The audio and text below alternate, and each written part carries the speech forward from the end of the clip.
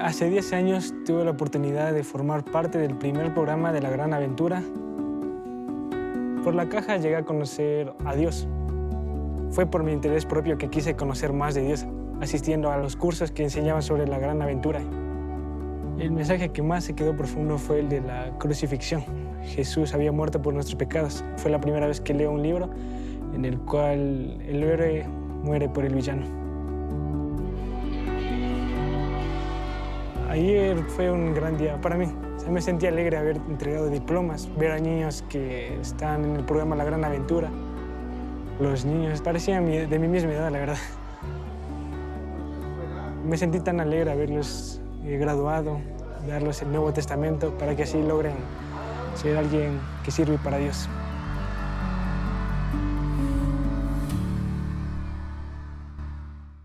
Hello, I'm Pastor Tom, and welcome to Grace Generation Church at Home. I'm glad you're watching as we continue our series, You Asked For It. In this series, I've asked you to send me questions so that I can dig into the Word of God and see if we can't discover the answers there. Before we jump into today's teaching, let me just say a special welcome to anyone who is joining us for the first time. And please, if that's you, can you drop me an email at pastortom@gracegenerationchurch.net or just text the word welcome to 509-291-8404.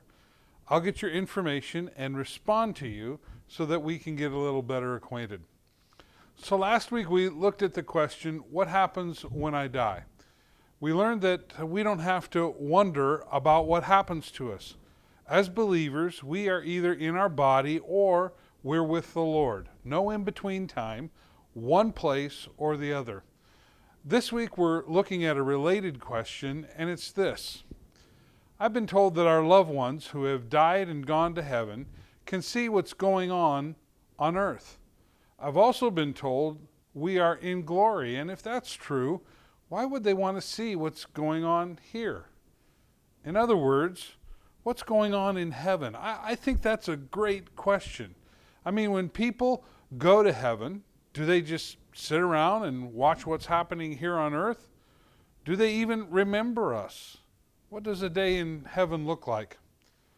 Like I said last week, we've all seen movies about someone who has died and gone to heaven, and then they look back and see what's going on here on earth, and they try to come and help things out. We've probably heard stories from people who sensed that their loved one was with them and maybe guiding them or watching over them. So what does the Bible say about heaven? Well, I want to start out with a disclaimer here. That disclaimer is this, that whatever we discover today, no matter how amazing we think heaven will be, we will fall short of describing it. 1 Corinthians 2:9 tells us this, no eye has seen, nor ear has heard, no mind has imagined what God has prepared for those who love Him. While that may be a little frustrating, it should give us some great hope and encouragement to know that no matter how wonderful we think it's going to be better. God is preparing a place for every believer, and it's so amazing, so incredible, so wonderful that it will exceed even our wildest imagination. I also want to make a point of clarification. When the Bible uses the word heaven, it doesn't always mean heaven the way most of us think of that word. For instance, when we look at the first time the word heaven appears in the Bible, we need to look no further than Genesis 1:1, where the King James Version says this, in the beginning God created the heaven and the earth. Now the Hebrew word that's translated in this verse here as heaven is actually a plural word rather than a singular word. That's why you see in other translations that it is translated God created the heavens and the earth. That is why we read about Paul talking about being taken up to the third heaven. And he also calls that third heaven paradise.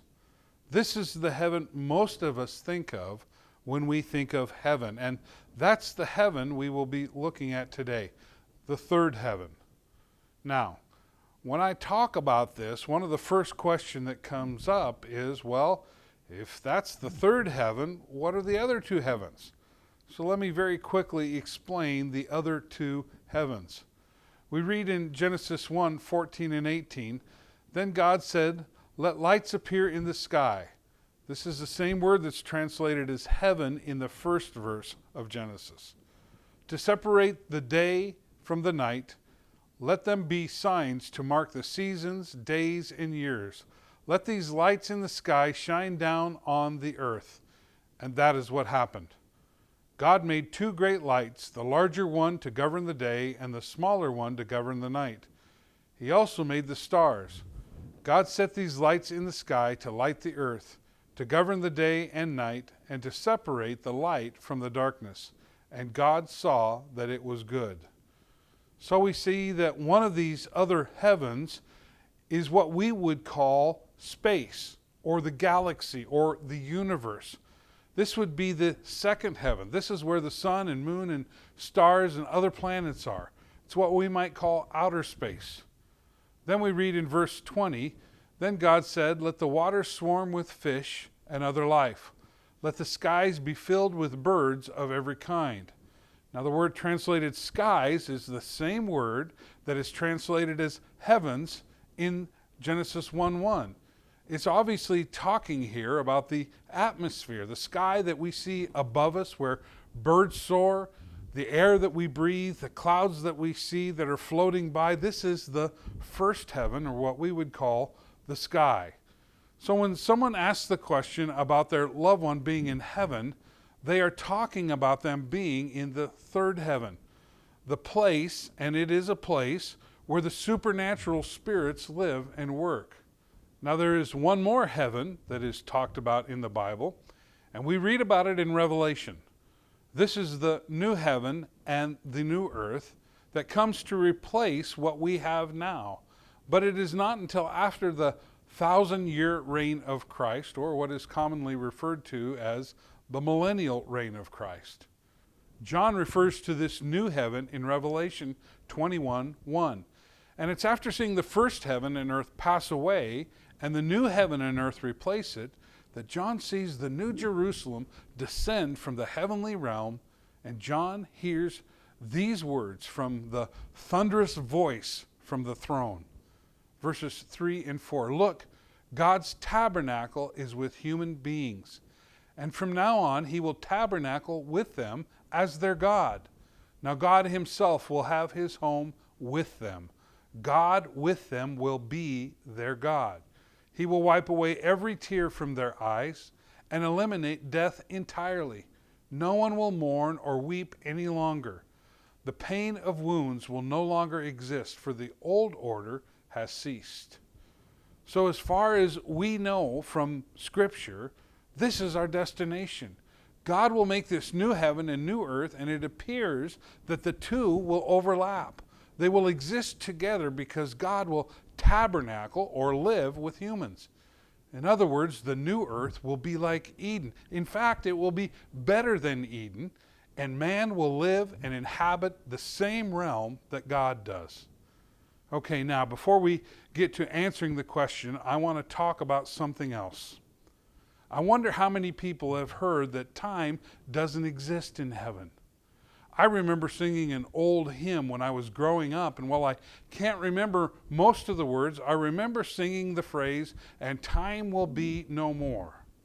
This comes from the old King James translation of Revelation 10:6.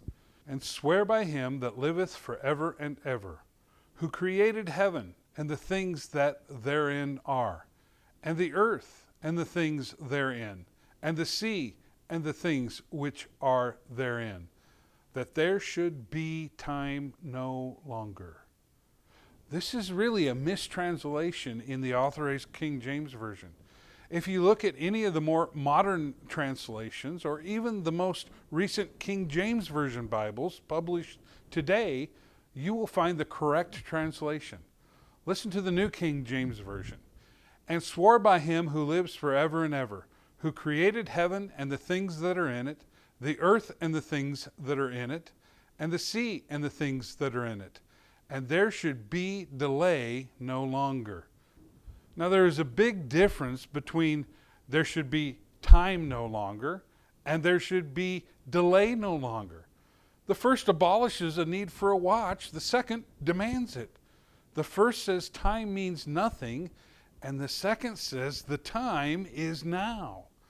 We call our time in heaven an eternity, meaning it will last forever. But does that really mean there will be no such thing as time? I mean, we know there will be no need for the sun or moon because the glory of God will provide us all the light we need. We know that the gates of the New Jerusalem will never be shut, and John tells us that's because there is no night there. So does that mean that time has no meaning? Which is it? Is there time in heaven, or is it just eternity? Well, the short answer is yes, there is time in heaven. If we look at the 22nd chapter of John, we see that it says the tree of life will produce 12 kinds of fruit, and he says each ripe according to each month of the year. So while there is no night there, we see that there are months and there are years. We read in Revelation 6 when John is watching events in heaven that are happening, Jesus opens the fifth seal and it says, the souls of those who have been slain say this. Verses 10 and 11. They cried out with a loud voice saying, Sovereign Lord, holy and dependable, how long before you judge those who live on earth and vindicate our blood on earth? Each one was given a glistening white robe, and they were told to rest a little longer. Time must exist, or the souls would not cry out, how long? Nor would they be told to rest a little longer. Both of those refer to an amount of time. Again, in Isaiah 66, verses 22 and 23, this is what Yahweh declares. The new heavens and the new earth that I am making will remain and endure before me. From one Sabbath to the next, 1 month to the next, 1 year to the next, all humanity will come to worship me. So there is the marking of Sabbaths, months, and years, all of which indicate the passage of time. And one more that I want to point out, John tells us in Revelation 8:1, when the Lamb broke open the seventh seal, heaven fell silent for about half an hour. John is describing what is happening in heaven here, and he has broken time down to minutes there. So the definitive answer is yes, there is time in heaven. And while that may disappoint some, time will be very different in heaven than it is right now. Right now, we see time as our enemy in some respects. The Bible even tells us to redeem our days or to count them because our days are numbered. We know that as time goes on, we draw closer and closer to physical death. But the good news is, time is not our enemy. God created time, and just like the rest of creation, he called it good. But then sin came into the equation, and that means death entered the picture. And it's death that is our real enemy. But our God has defeated death. So even though there is time in heaven, we won't be marking our countdown to death. So there is time in heaven. But on the other hand, time is different in heaven than it is here. Peter tells us this in 2 Peter 3:8. But you must not forget one thing, dear friends. A day is like 1,000 years to the Lord, and 1,000 years is like a day. He is quoting from the Psalms here, and when we look at Psalm 94, we read, 1,000 years in your sight are like a day that has just gone by, or like a watch in the night. A watch in the night refers to the night guard duty. While everyone else slept, they would have one person awake watching for enemies. For the Jewish culture, this was a 4-hour shift. So 1,000 years are to God like a day or like 4 hours to us. That tells us that time is different for God than it is for us. This can seem a little confusing for us, but let me illustrate it with a story. There was a man who had taken some time and gone into the woods to get alone and ponder all the questions of life and the universe and his own personal problems. Searching within himself, he couldn't find any answers. So he decided to ask God for some help. So he shouted, "God, God, are you there, God?" To his astonishment, he heard God respond, "What do you want, my son?" He said, "I'm just trying to figure out the meaning of life, and I really am kind of stumped. Is it okay if I ask you some questions?" "Go right ahead, my son. Ask anything," God responded. "Well, God, I've heard all my life you were coming back soon, and yet you haven't. What does soon mean to you?" God said, "Soon means not very long." The man says, "I know, but is that like a day or is that like 1,000 years? God says, "Yes." The man's a bit confused and he says, "Well, how long is 1,000 years to you?" And God says, "It's like a day." The man's a little stumped and he says, "Well, how long is 1,000,000 years to you, God?" God said, 1,000,000 years is like only a minute. Now he's totally confused. And so he decides to rephrase his question a little bit. And he asks, "Well, God, how much is $1,000,000 to you?" God says, "Oh, $1,000,000 is like a dime to me." The man started thinking, and all of a sudden he has an idea, and he looked toward heaven and he asked God, "God, can you give me a dime?" God cheerfully said, "Sure, son, just give me a minute." So there is time in heaven, however, it is different than it is here on earth. Now remember that, and I'll come back to that in answering our question. But for now, let's go back to the original question so we can answer it. The original question was, I've been told that your loved ones who have died and gone to heaven can see what's going on here on earth. I've also been told that they are in glory, and if they are in glory, why would they want to see what's going on here? So can our loved ones see what's going on here on earth? Well, to start with, we know that heaven is aware of some things that happen here on earth. Because Jesus said in Luke 15:7, Jesus continued, "In the same way, there will be a glorious celebration in heaven over the rescue of one lost sinner who repents, comes back home, and returns to the fold, more so than for all the righteous people who never strayed away."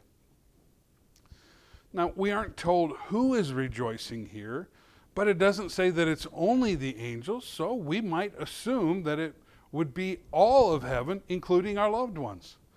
There's also a time when Jesus spoke with two humans we assume were in paradise, Moses and Elijah.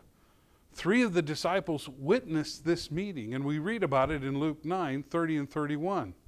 It says, "All at once 2 men appeared in glorious splendor, Moses and Elijah. They spoke with Jesus about his soon departure from the world and the things he was destined to accomplish in Jerusalem."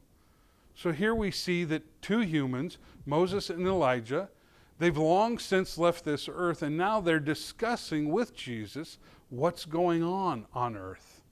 Now that may have been limited to just these 2 individuals, but we have no reason to think that it is limited to just these 2 individuals. We have the scripture in Hebrews that suggests those who have gone on before can see what's going on here. When you read the 11th chapter of Hebrews, it talks about all those who have gone on before us and who had maintained their faith in God. It starts with Abel, the son of Adam and Eve. It lists Enoch, Noah, Abraham and Sarah, Isaac, Jacob and Joseph and Moses and Rahab. And then it goes on to include Gideon and Samson and David and Samuel and all the other prophets. And then it goes on to list those who have no names, but it lists their feats of faith. And then in Hebrews 12:1 it says this, "Therefore, since we are surrounded by such a huge crowd of witnesses to the life of faith, let us strip off every weight that slows us down, especially the sin that so easily trips us up." This certainly could mean that they are seeing what's going on here on earth, watching us, cheering us on. Or it could mean that they have borne witness to the truth of God's promises, and we should be encouraged by their example. But let's assume for a moment that they can see what's going on with us. Because I think the real root of this question is, why would they want to see what's going on with us? You don't have to live on this earth very long to find out that life has a lot of heartache in it. There's a lot of trouble attached to it. We know we live in a world that is full of sin, and really one of the things that will make heaven heaven is that there will be no sin. And if that's the case, why would you want to watch those that you love here on earth live through all the pain and trouble? Well, let's recognize that if they can see what happens here on earth, that they have a different perspective than we do. See, they can see the whole picture and they know the whole story. They can see how things are working together for good. They can see and know that Satan is a defeated foe. They know beyond any shadow of a doubt that there is coming a day when evil will be destroyed. And they know and experience what it's like to live in a place where God's will is carried out perfectly all the time. Think about it this way. When you read a novel, you experience the story as it goes, both the good and the evil. You get to know the characters and you begin to root for the good guys and boo the bad guys. You get concerned when the protagonist is in trouble and you worry that evil might win sometimes. Now let's say you finish that book. You know in the end the bad guy gets it and the good guy wins and the couple gets married and they live happily ever after. Then the book is made into a movie. Now if you really like the book, do you say, nah, I finished the book. I'm not interested in that story anymore? No. You go to the movie. Now the movie might be a totally different kind of enjoyment for you. You know how the story ends. You know that the bad guy who thinks he's so smart will lose in the end. You enjoy it, even the parts where it seems like evil is winning, because you know how the forces of good triumph. So even if our loved ones can see us, they don't view our lives from the same perspective that we do. They know that what the enemy means for evil in our lives, God is using it for good. They can see how it fits together and how God's purposes are fulfilled in our lives. One more thing I want to talk about, it has to do with time in heaven. I believe that because time is different in heaven than it is here, we really don't have time to miss or watch anyone that we know or have a personal connection with here on earth. Now, let me explain what I mean. It goes back to Psalms 94. 1,000 years in your sight are like a day that has just gone by, or like a watch in the night. I'm going to do a little math to explain what I mean, so please bear with me. If we say that 1,000 years is equal to a day in heaven, and there are 24 hours in a day, then we could say 1,000 years on earth is as 24 hours in heaven. So if we then divide the 1,000 years by 24, it equals about 42 years. So that would mean 42 years on earth would equal about 1 hour in heaven. Now if that's true, we really don't have time to miss anyone we've left behind on earth. We get to heaven and we're so overwhelmed, by the time we have to stop and think about it, our loved one shows up there too. Let me illustrate what I'm talking about and use as an illustration my mother and father. My mother died in November of 2013. Then just about 2 years later, in December of 2015, my father died. So in this example, my mother would have arrived in heaven about a minute and a half before my father did. Now, if that's true, do you think my mother even had time to miss my father? I mean, what do you think your first 90 seconds in heaven will be like? My guess is we'll be so overwhelmed by the presence of God that we don't even have time to think about those we've left behind in the first 90 seconds. Now, let me carry this on just a little bit further. My mother and father would obviously be concerned about their children and grandchildren too. If they can see what's going on here, the people they would be most concerned about would be the ones that they would have the emotional connection with. So, I'm their youngest child. Let's say I live to be 90 like my dad.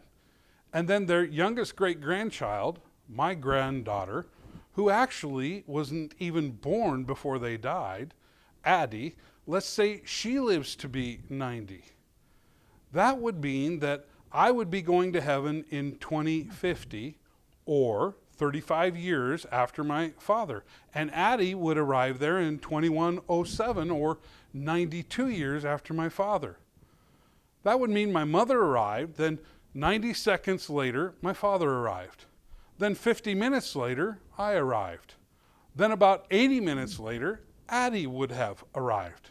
In other words, in just over 2 hours, everyone they knew, everyone they had an emotional connection with, would arrive in heaven.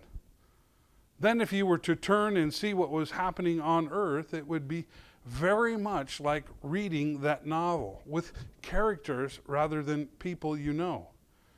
You would be watching the story of God unfold before your eyes. Now, if we were to go down the road of saying that 1,000 years is as a watch in the night or 4 hours, that compresses this time frame down even more. And all of those people would arrive in heaven in just about 20 minutes of each other. Now let me say this. I've never read this anywhere. I have never shared this with any other pastors or Bible scholars, so I could be way off here. Even if I am, it's very clear that time is different with God than it is for us here on earth. See, God is not bound by time. God created time, and time serves His purposes. So, can our loved ones who are in heaven see what's going on here on earth? Well, my answer is maybe. I'm afraid I don't have a conclusive answer on it. The scriptures don't tell us absolutely not, but they also don't overtly say, yes, they do. But either way, I am sure that my loved ones aren't in paradise right now, wringing their hands, worried over the battle of good and evil that is going on here. The psalmist wrote in Psalm 16:11, "In your presence is fullness of joy. At your right hand are pleasures forevermore." Maybe our loved ones can see what's going on. Maybe they can't. But if they can, we can rest in the knowledge to know that they are experiencing the fullness of joy and pleasures forevermore. Thank you so much for being here today. I want to let you know that if you can make it to an in-service meeting, we are again meeting together. That means that every Sunday at 10 a.m., we meet at 5601 West Clearwater Avenue in Suite 103 in Kennewick, Washington. If you can make it, please let me know you saw us online first. I'd love to get to know you.